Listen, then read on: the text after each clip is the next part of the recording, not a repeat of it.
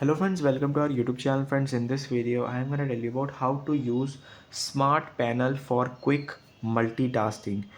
So you can enable the smart panel. You can write it on first search, like here it is, smart panel. Here it is. Now you have to enable it from here. This feature you can see like this.